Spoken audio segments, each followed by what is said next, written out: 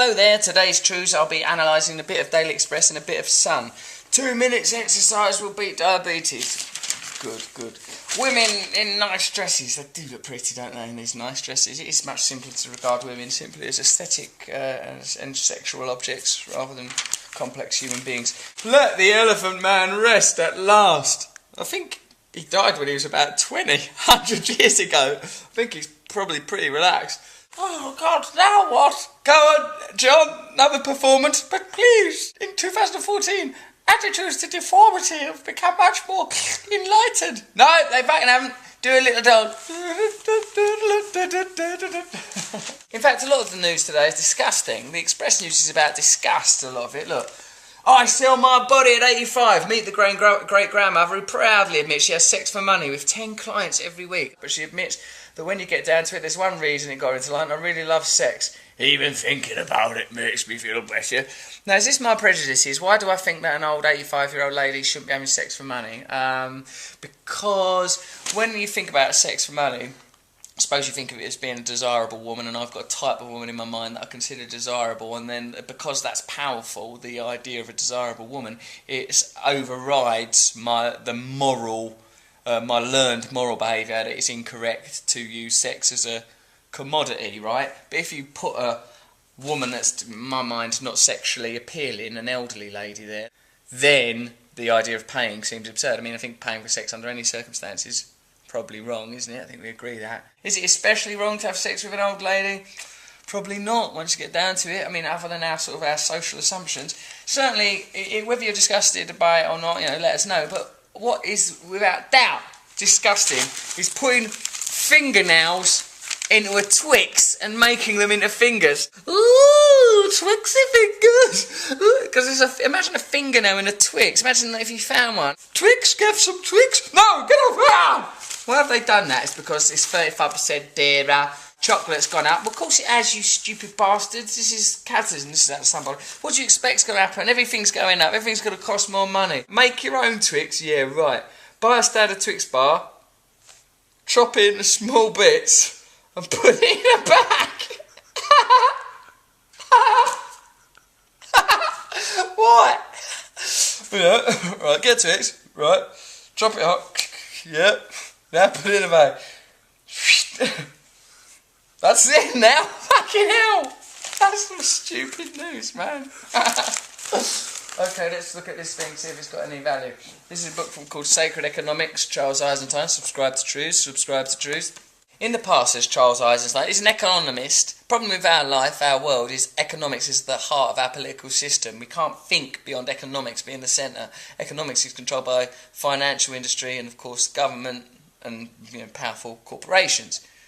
And as long as finances and economics occupies the heart of our global philosophy, it's very difficult to have a revolution that relegates economics to its proper place as just a facilitator rather than a god. The economy is not merely some sort of god that we're all scared of. The economy is furious. If you look at the NASDAQ, it's going to smash us. In the past, says Charles Eisenstein, I might have said the purpose of government is to administer the treasures, alright, that just means things, for the benefit of the people. That's a good start. But today, as we step into the relationship of Lover Earth, you've been a bit of a hippie, mate. I say instead the government embodies our collective stewardship of these treasures on behalf of the Earth itself. Ooh, which includes humanity. Oh, right, so think of ourselves as belonging to the Earth as opposed to the Earth belonging to us. That's a big psychological shift. That's going to take ages. Remember when our lot first nicked America and they went to the Native American people, how much do you want for that canyon? They went, what do you mean, how much do you want for the canyon? How much for the canyon? Don't know. The canyon is just, it's there. You don't need to give us anything for it. Yeah, but we want to own it. You can't own the canyon because it's, what do you mean own? We want it to be ours. Oh, we don't understand. We'll give you some beads for it. Okay, well, I'm confused. Just took the beads, you fucking idiot. Here's your bead, go and fuck off. That's our canyon now. What do you mean, ours? We mean, get the fuck out of the canyon, so I'm going to fucking kill you. Like that, they couldn't understand the concept of us owning land. It doesn't make sense, really, does it? Because, remember, we don't live that long. But even me, look at me, how nice I am. Woo woo! Soon I'll be dead. And then what about all my stuff? Well, I don't know. It won't be mine anymore. So we belong to the Earth. Okay, fair enough. We can no longer look upon humanity as just another life form on the planet because we have the power to alter or even destroy the planet as no other species ever has before. Well, that seems to be true. That is happening. What could be a better basis for a money system, the story of value, than these things are so precious, so sacred, so valuable? Accordingly, part of a sacred money supply will be backed by those things of which we are the collective stewards. Here is the way it could work. First, we reach a collective politically mediated agreement on the right amount of nature to turn towards human purposes. How much of the produce of the sea, how much of the soil, the water, how much of the capacity of the atmosphere to absorb and transform waste, how much of the land's ability to recover from the scars of mineral extraction, how much of the gift of fossil fuels, metal ores and other wealth, how much of nature's quiet to give over to machine noises, how much of the dark night sky to give to city lights. These decisions often require scientific understanding, but just as often they embody value judgments. Both contribute to our collective agreement on how much natural capital to consume. So he's like saying, instead of having an economic system that we do have at the moment, which is almost entirely abstract, isn't it? Like, when I talk about them FTSE, and it don't mean nothing. Like, it's not entirely based on commodities. Their values change, fluctuate, go up and down. It's all weird and abstract. He's saying, old Charles Eisenstein, base our economy on something that's substantial, like the Earth's resources themselves, but have a responsible attitude towards it.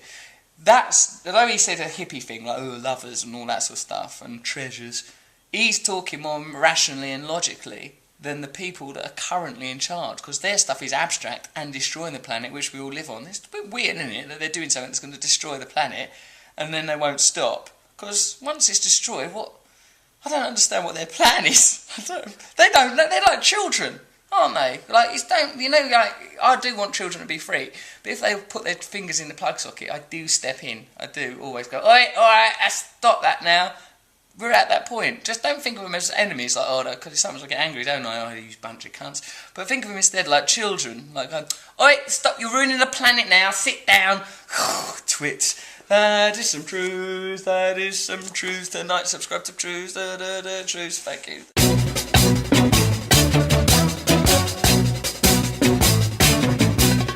Nose is a tool that is abused to fool you and to leave you scared and confused. Trews is like the nose. If the nose was true, I want some Trews. Let's have some Trews.